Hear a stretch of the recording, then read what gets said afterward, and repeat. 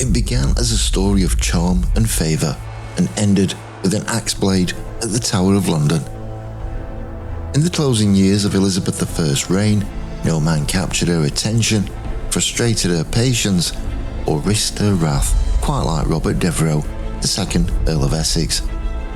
Their relationship was a perilous blend of admiration, rivalry, and ambition, one that would soar to dazzling heights before crashing into treason and death. Elizabeth, daughter of Henry VIII and Anne Boleyn, had ruled England since 1558. She was a monarch of sharp intellect, iron will, and unshakable independence, determined never to share her throne with her husband. But by the time she met Essex, she was in her 50s, presiding over what many call England's golden age. Essex was the opposite, young, daring, and hot-blooded. Born in November 1565 at Chartley Castle, he was the son of Walter Devereux, the first Earl of Essex, and Lettice Knowles, a woman who had once been a maid of honour to Elizabeth herself. Lettice had secretly married the Queen's beloved Robert Dudley, the Earl of Leicester, an act Elizabeth saw as a personal betrayal, and for that, Lettice was banished from court, but her son's path to power remained wide open, thanks in part to Dudley's influence and Essex's ambition. Educated at Trinity College, Cambridge, Essex was steeped in the humanist ideals of the age. By 1584, he was sitting in the House of Lords. The following year, Dudley introduced him to court. Handsome, confident, and eager to prove himself, Essex made an immediate impression on the Queen.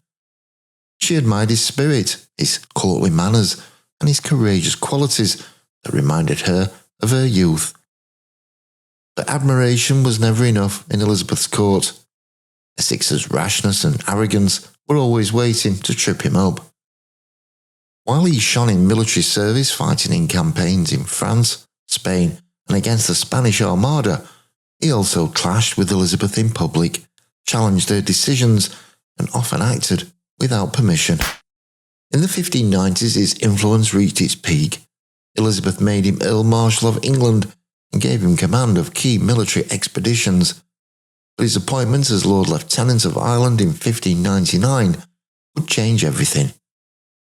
Tasked with crushing the rebellion led by Hugh O'Neill, the Earl of Tyrone, Essex failed to secure victory. Instead of engaging the enemy, he negotiated a truce without the Queen's approval and then abandoned his post to rush back to London. What happened next sealed his fate. Bursting unannounced into Elizabeth's private chambers, dishevelled and uninvited, he caught the Queen unprepared and humiliated. It was a shocking breach of court etiquette. She placed him under house arrest, stripped of office, and shut out of power. Essex's pride turned to desperation. In 1601, he made his most reckless move, the Essex Rebellion. Convinced that Londoners would rise in his support, he gathered armed followers, including men later linked to the Gunpowder Plot, and set out to seize control of the court. But the city did not rally to his cause. The gates closed, and the authorities acted swiftly. Essex was declared a traitor. Imprisoned in the Tower, he was tried for treason before a panel that included his rival, Robert Cecil. His claim that he acted out of fear for his life convinced no one.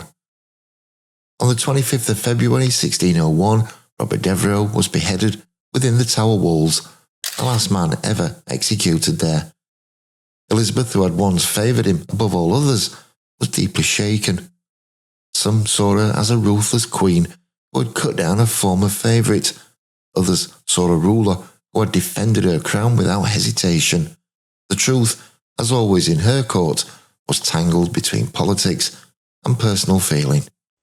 The story of Elizabeth and Essex is more than a tale of romance gone wrong.